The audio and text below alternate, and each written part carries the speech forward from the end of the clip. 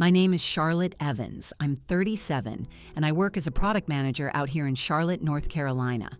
For the most part, I've carved out a pretty solid, predictable life for me and my 12-year-old son, Leo. But just last month, during a family dinner in the dining room of the house I bought, an evening meant to feel like a step toward healing, shattered into 1,000 pieces. My father's voice suddenly cut through the tension, roaring right in my face. "You and your boy are nothing but a couple of freeloaders." My mother? She didn't say a word to stop him. She just offered a small, knowing smile and a slight nod. The sickest part of it all? This was all happening while they were living in my house. I didn't burst into tears. I didn't scream back. I just met their gazes, one by one, and spoke a single sentence that made the entire room go still. From that exact point, the fragile foundation of our relationship didn't just crack, it disintegrated. How did it come to this? What twisted our family bond so tightly that they had no choice but to snap? It's a wound I'm not sure will ever truly heal. What would you have done if you found yourself in my shoes? I'd genuinely like to know. Drop your thoughts in the comments. Your own experience might be the validation someone else desperately needs to read. To make you understand why I finally drew that uncrossable line in the sand, I have to take you back to the very beginning.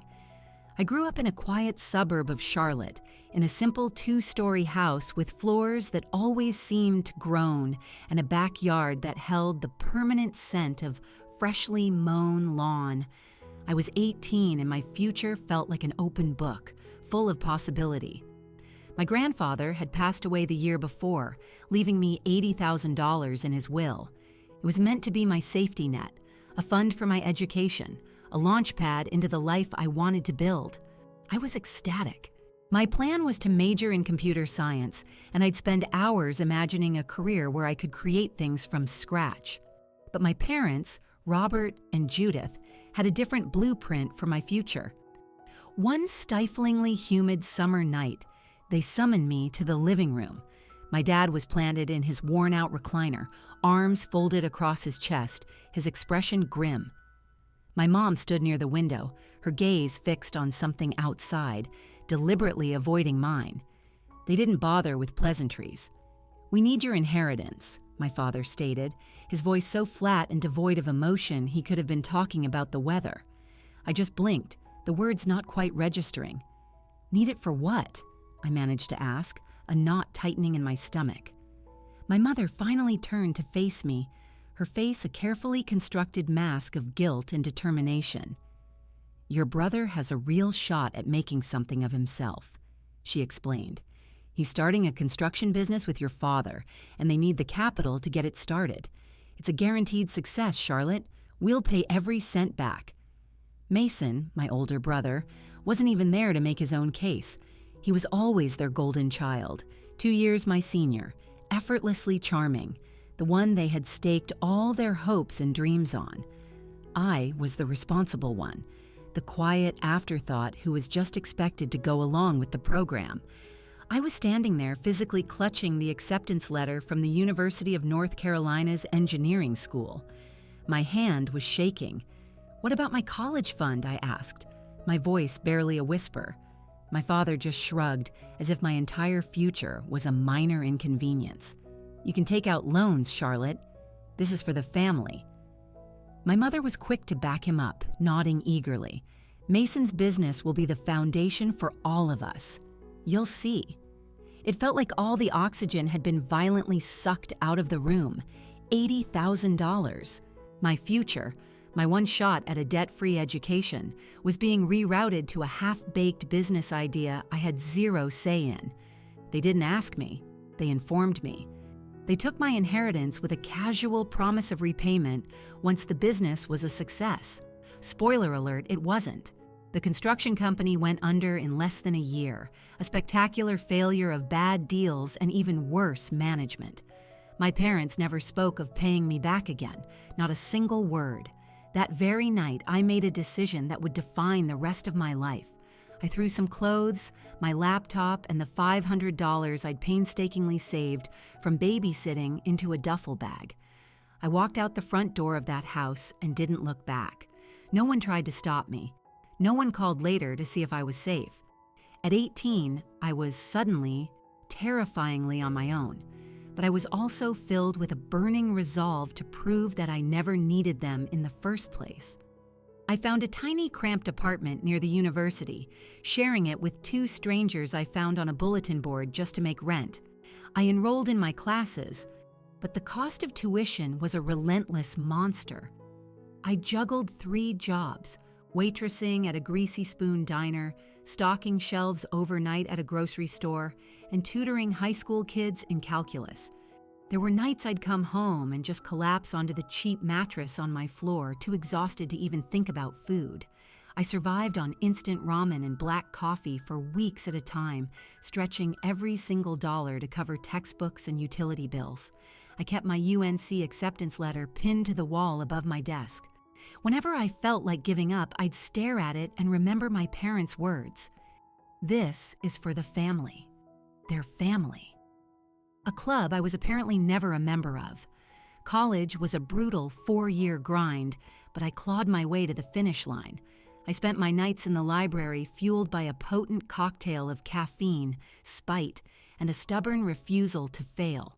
My parents might call once or twice a year, usually on a holiday, and the script was always the same. "How's school?" my mother would ask, her voice distant and perfunctory. Before I could offer more than a one-word answer, she'd pivot. "Your brother is working so hard on his new venture." It was always about Mason.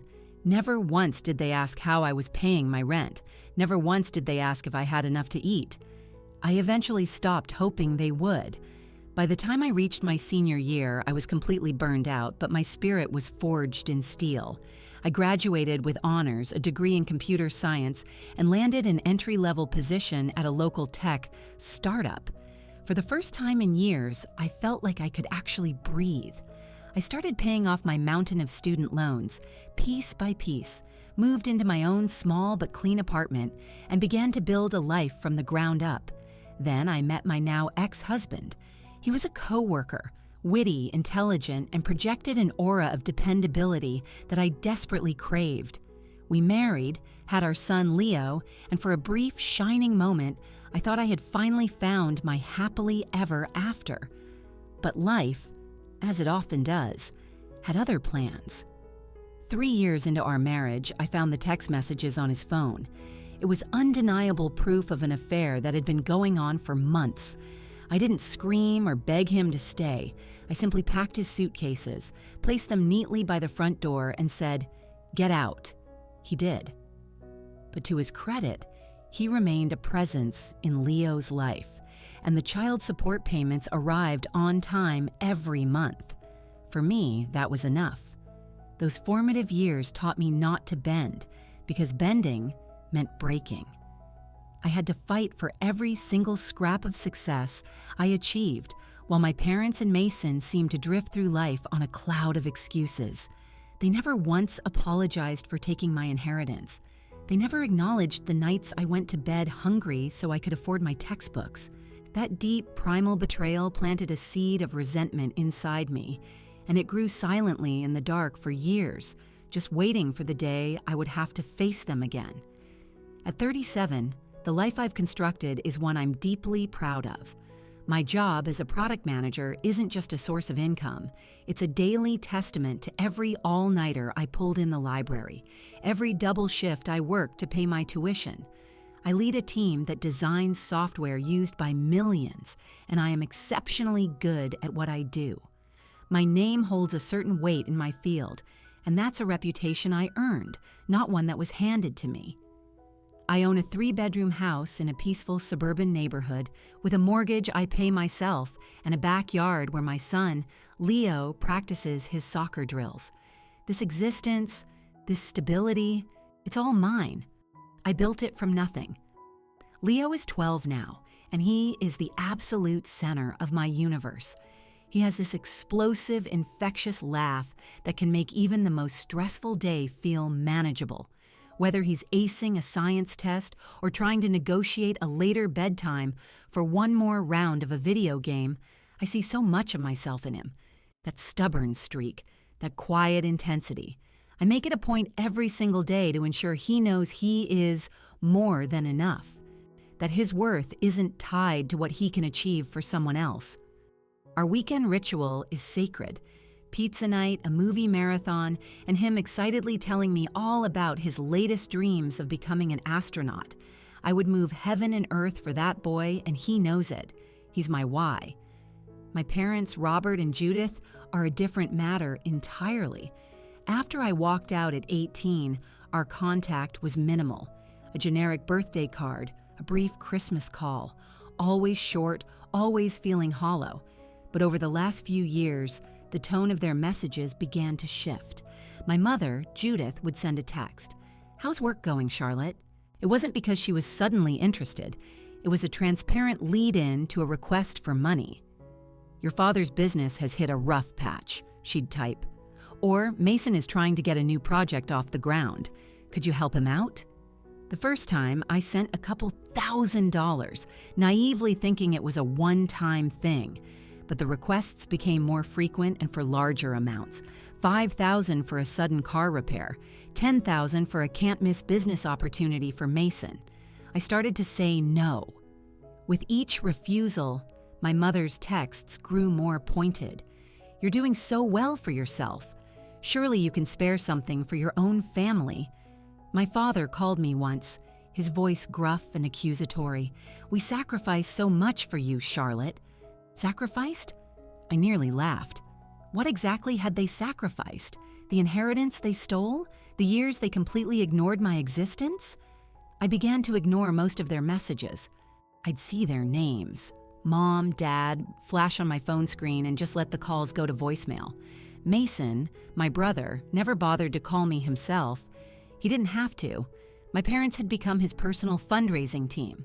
I knew they were still propping him up, still gambling on his next big break, while I was out in the real world building a tangible life. The injustice of it all still stung, but I had learned to compartmentalize it. I had Leo, I had my career, and I had a tight-knit circle of friends who felt more like family than my actual blood relatives ever had.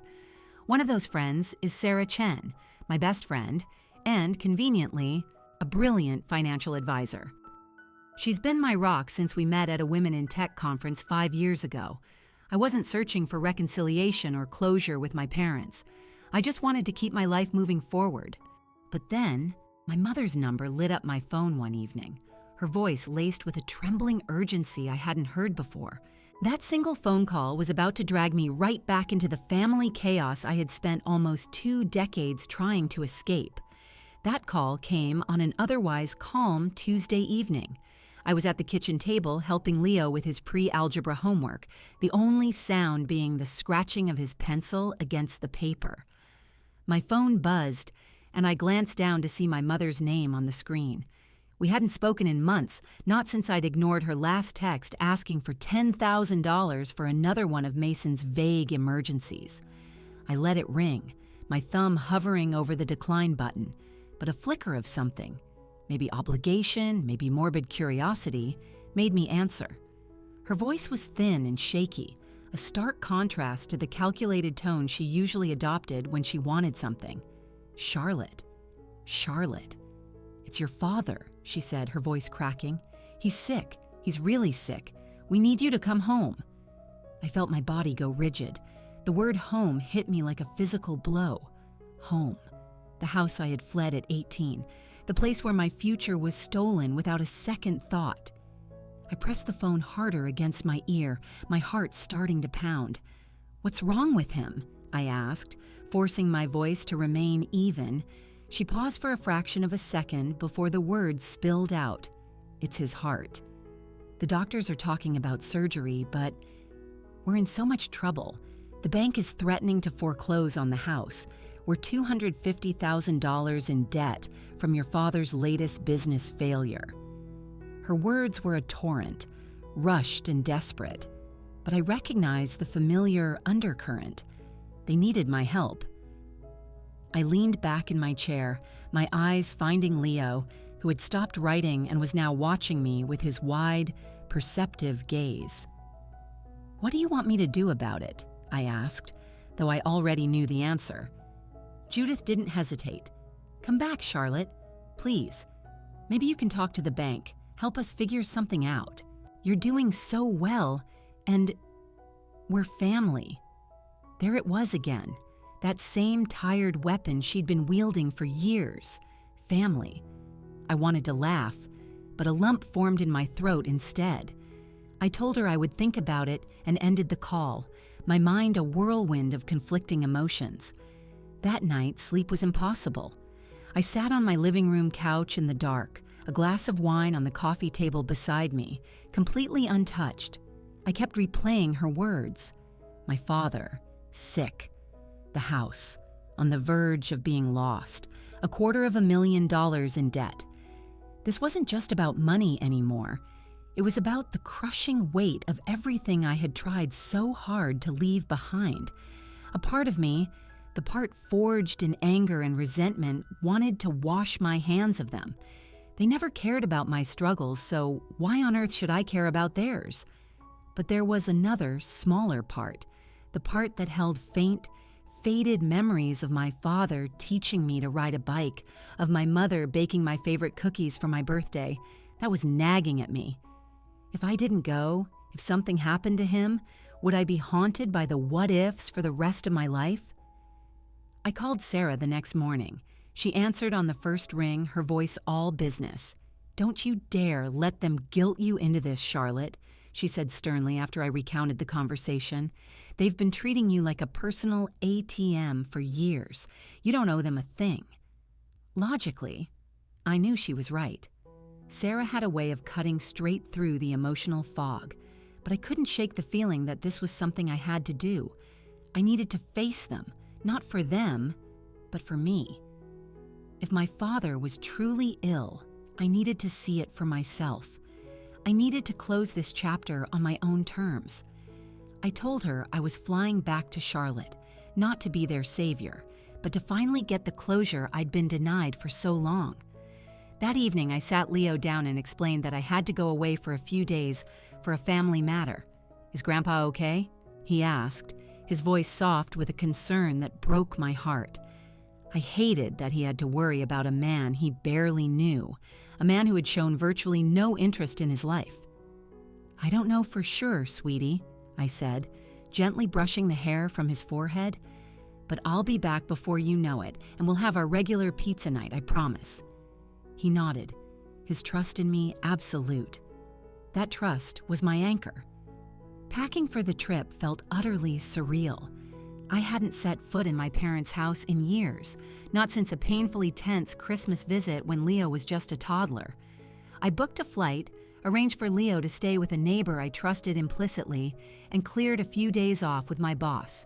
The entire time, a knot of anxiety tightened in my stomach. I wasn't just flying back to a house, I was walking onto a minefield. Judith's call wasn't just a plea, it was a demand wrapped in a cloak of desperation. I knew they were going to ask for an astronomical amount of money, and I knew my brother, Mason, would be lurking somewhere in the shadows, ready to reap the benefits of my generosity. As the plane's wheels touched down in Charlotte, I was filled with a potent mix of dread and resolve. I rented a car and drove toward the house I had once called home. It seemed smaller and more run down than I remembered. The paint on the siding peeling, the lawn patchy and overgrown. My mother met me at the door, her face looking pale and drawn, but her composure was intact. "Thank you for coming," she said, her voice softer and more subdued than it had been on the phone. I just nodded, stepping over the threshold and bracing myself for the inevitable storm. My father was in the living room, looking visibly older and more frail than I'd ever seen him, but his eyes still held that familiar, stubborn glint. Mason, predictably, was nowhere in sight. They didn't beat around the bush. Over a tense cup of coffee, my mother laid out the full extent of the disaster. The bank was losing patience, and they needed me to intervene immediately. "You have the resources, Charlotte," she said, her tone already shifting from pleading to expectant. I listened silently, my expression neutral. My mind was already a step ahead, preparing for the confrontation I knew was coming. The next evening, I agreed to stay for a family dinner, and that's when it all blew up. The dining table was set for 4, but I was completely unprepared for the ambush that awaited me. I had agreed to the meal thinking it might lead to a rational conversation, a moment of clarity about my father's health and the foreclosure that was hanging over their heads. I should have known better. It was a setup. My parents had invited my brother, Mason, who sauntered in 20 minutes late, that same infuriatingly smug smirk plastered on his face. My mother immediately started fussing over him, piling his plate with food, while my father sat silently at the head of the table, his face a mask of simmering tension. I took my seat, my stomach in knots, feeling the atmosphere crackle with unspoken resentment. The first few minutes were a charade of normalcy. My mother chirped about neighborhood gossip, her voice painfully bright, as if she could plaster over the gaping cracks in our family with small talk. Mason launched into a monologue about his latest brilliant business idea, some vague real estate scheme that sounded just as flimsy as all his previous ones. I just nodded along, pushing my food around my plate, waiting for the other shoe to drop. It was my father who finally shattered the facade. He leaned forward, his voice low and deliberate. "Charlotte, we need to talk about the house," he said, fixing me with a hard stare. "The bank isn't going to wait any longer. We owe $250,000 and they're about to take everything." I placed my fork down and met his gaze directly. "I know," I said, keeping my voice level. "You told me that yesterday. So, what's your plan?" My mother jumped in before he could answer, her tone suddenly sharp. "The plan is you, Charlotte. You're making good money. What is it? $300,000 a year. You can cover at least $150. It's the very least you could do for your family." The words hit me like a physical blow. $150,000. Not a loan, not a negotiation. It was a demand, stated as if my life's work, my sleepless nights, my years of struggle, were a resource that was simply theirs for the taking. I took a long, slow breath, fighting to keep the tremor out of my voice. "That's an incredible amount of money," I said. "I have my own mortgage, my own responsibilities. I have Leo, his future. Why is this my problem to solve?" My father's face darkened, his eyes narrowing into slits. "You have always been selfish," he snapped, his voice rising. "We gave you a roof over your head, we raised you, and now you're just hoarding your money while we're about to lose our home." I just stared at him, dumbfounded. Raised me? They had taken my entire future and left me to fend for myself at 18, and now I was the selfish one. Before I could even process the hypocrisy, Mason chimed in, his voice dripping with condescending pity. "Come on, Char, don't play the martyr. You're living the high life while the rest of us are drowning. It's time to step up." I curled my hands into fists under the table, my blood starting to boil.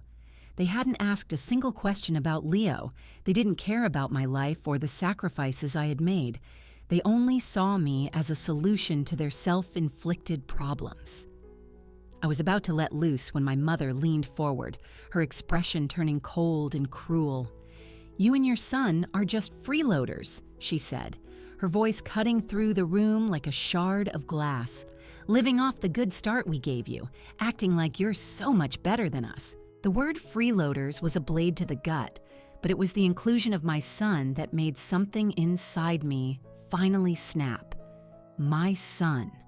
The one pure good thing in my life. The kid who had never asked for anything but my time and my love. He was not going to be their punching bag.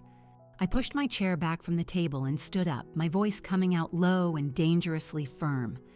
"Don't you ever," I said, locking eyes with her, "bring my son into this. You have no right to talk about him or about me like that." My father scoffed, his face turning a blotchy red. "Show some respect, Charlotte. We are your parents." The irony was so thick I could have choked on it. Respect.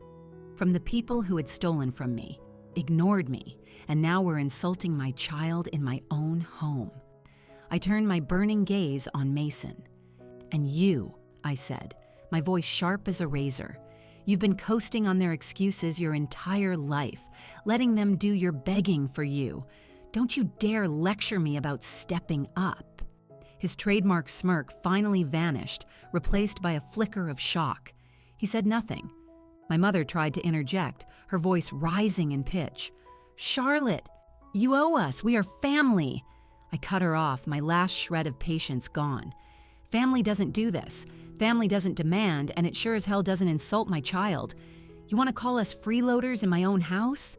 Fine." My heart was hammering against my ribs, but my resolve was like granite. I looked from my father's furious face to my mother's scornful one, and then to my brother's stunned silence. The decision was made. "I am done," I said, my voice devoid of all emotion. "You have until tomorrow morning to be out of my house." The room fell into a dead, frozen silence. Their faces were a priceless collage of disbelief, rage, and contempt. My father slammed his fist on the table, making the plates jump. "You think you're so much better than us?" he growled. "You're nothing without this family." I didn't even flinch. I had spent nearly 20 years building a life without them. Their words were just empty noise now. I turned and walked out of the dining room without another word, my hands steady, my mind already racing. I pulled out my phone and called Sarah. Her voice was a calm anchor in my storm. "You really cut the cord," she said, her tone a mixture of concern and admiration. "I had to," I replied, staring out at the dark street. "I have to do this for Leo and for me." I knew, with absolute certainty, that this was only the beginning of the fight. I thought the dinner was the lowest they could sink, but my mother, Judith, had an even more vicious move planned. 2 days later, my phone began to light up with a constant stream of notifications, texts from friends, DMs from colleagues, even a concerned message from Leo's soccer coach. They all said the same thing. "Have you seen this?"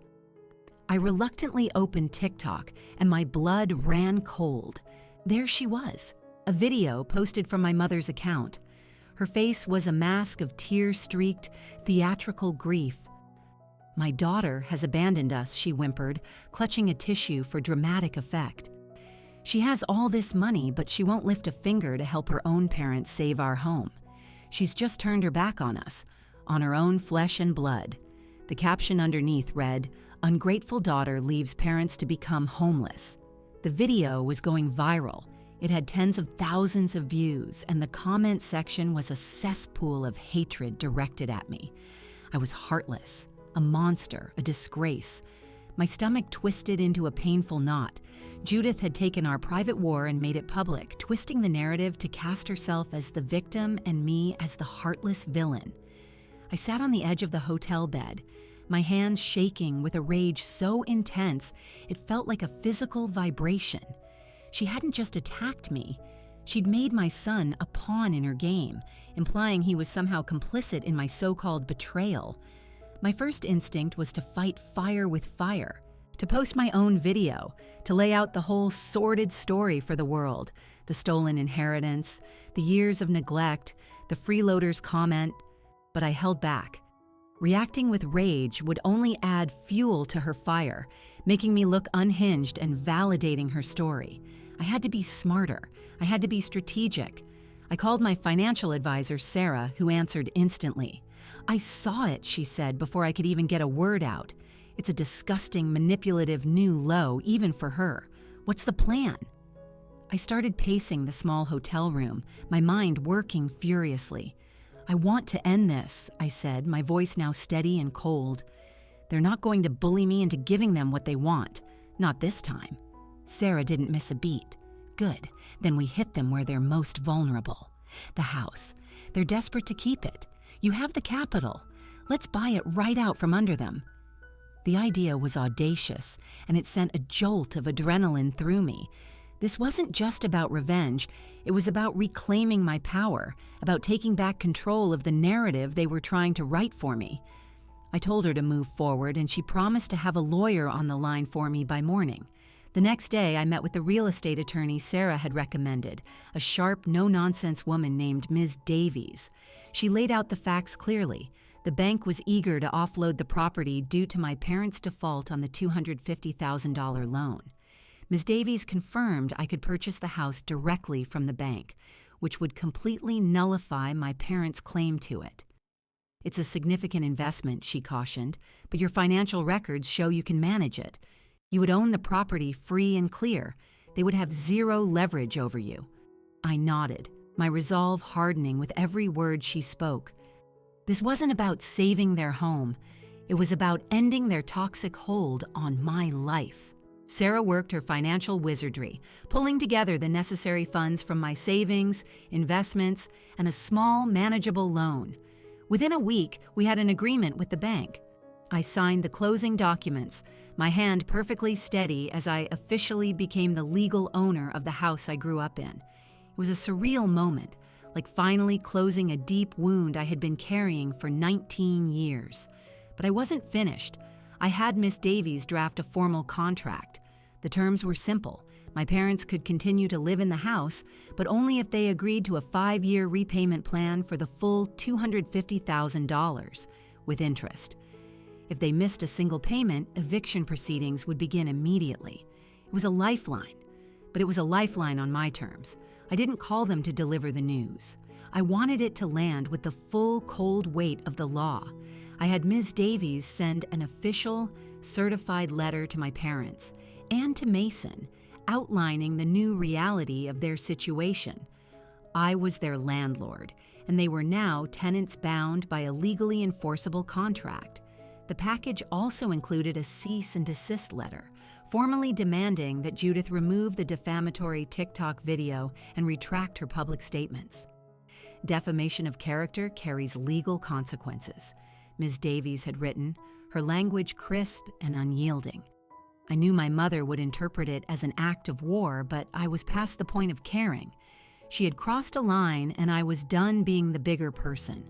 As expected, when the letter arrived, my mother called, her voice shrill with a potent mix of fury and disbelief. "You think you can control us, Charlotte?" she spat into the phone. "You're no better than they say you are, throwing your money around like you own the world." I just let her scream, my silence a more powerful response than any words I could offer. "Did you receive the documents?" I asked calmly when she finally paused to take a breath. "Read them.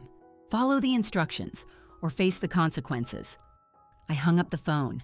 My heart was pounding, but my conscience was clear. Mason sent a text message later that day.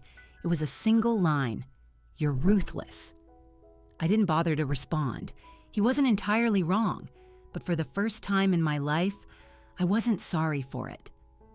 I flew back home that weekend and picked up Leo. He came running into my arms, his smile so bright it outshone everything else. "Did you fix everything, Mom?" he asked, his voice full of the unwavering trust that only a child can have. I held him tight, a lump forming in my throat.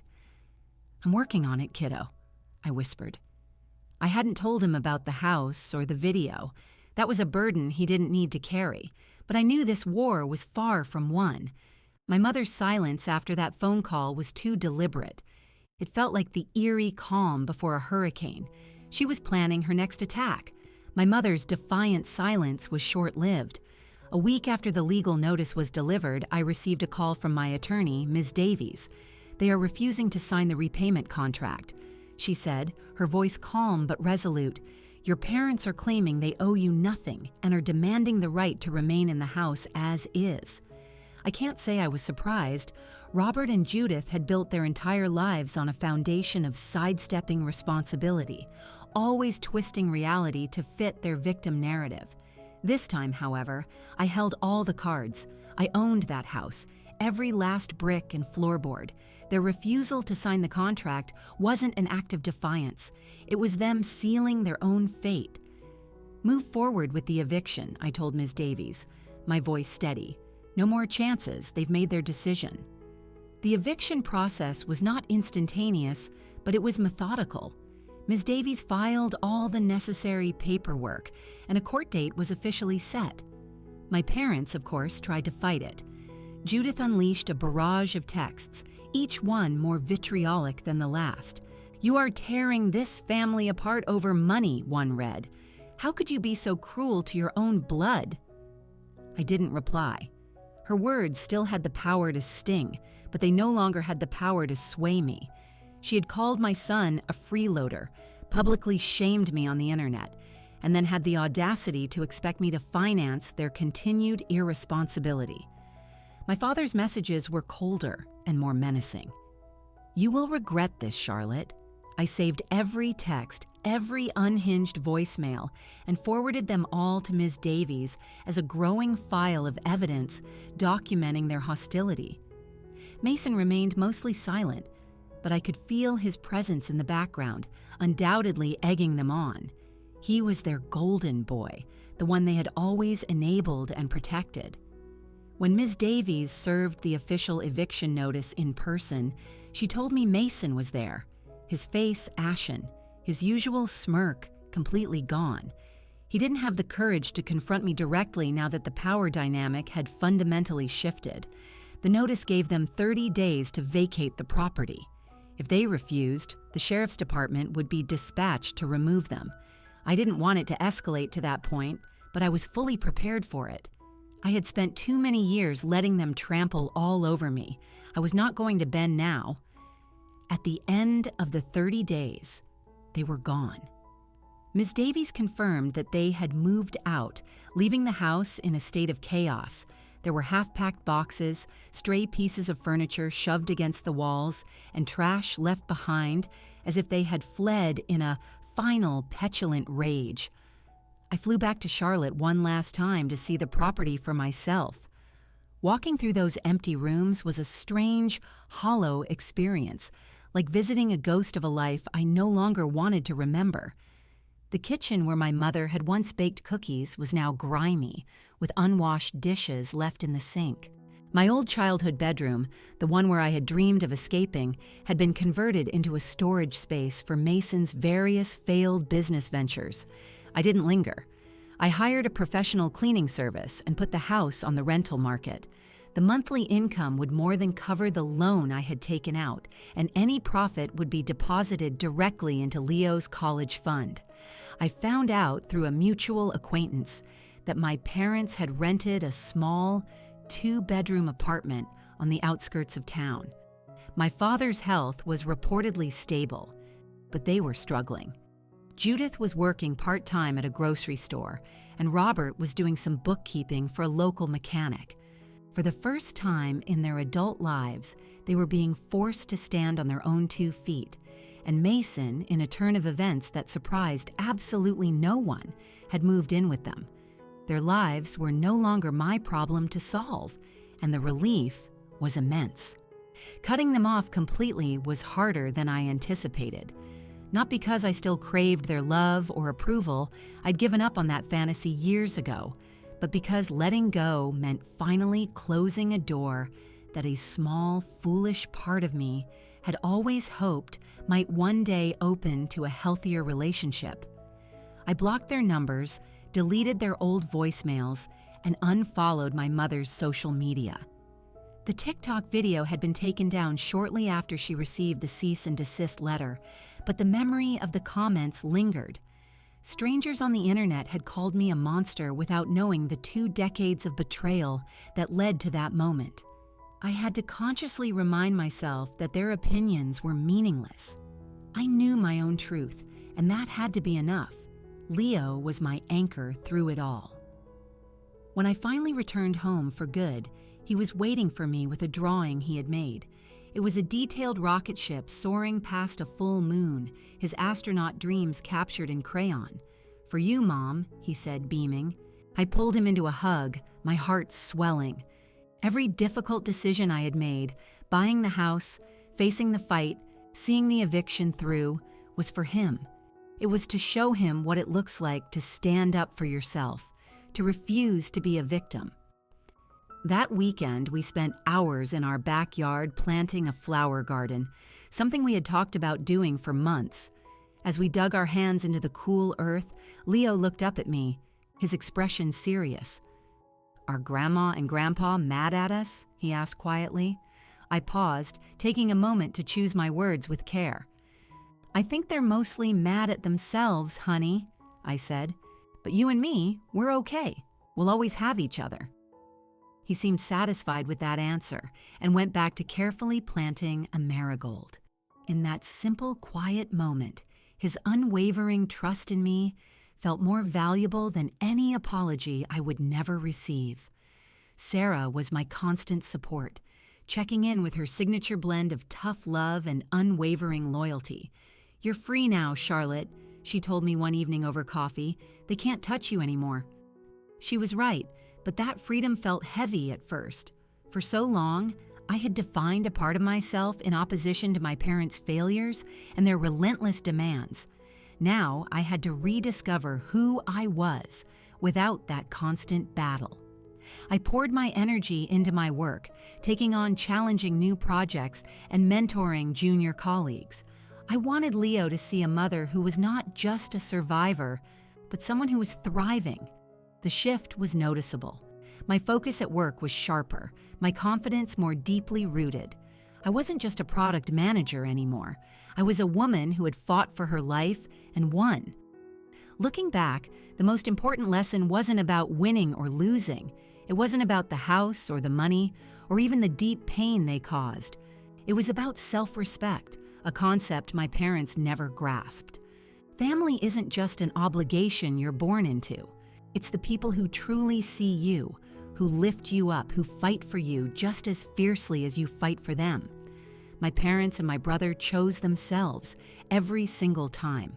I chose Leo, I chose Sarah, I chose the life I had built from scratch. That is what family means to me now. Sometimes when I'm in that part of town, I drive past the old house. It's rented out to a young family now. Their kids' bikes are usually scattered across the front lawn. It's just a building. It's not a home. Not for me. Not anymore. Leo's laughter fills the rooms of my house, our house, with a warmth and security I never knew as a child.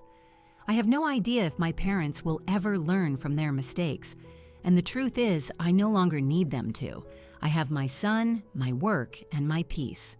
And that is more than enough. End of story.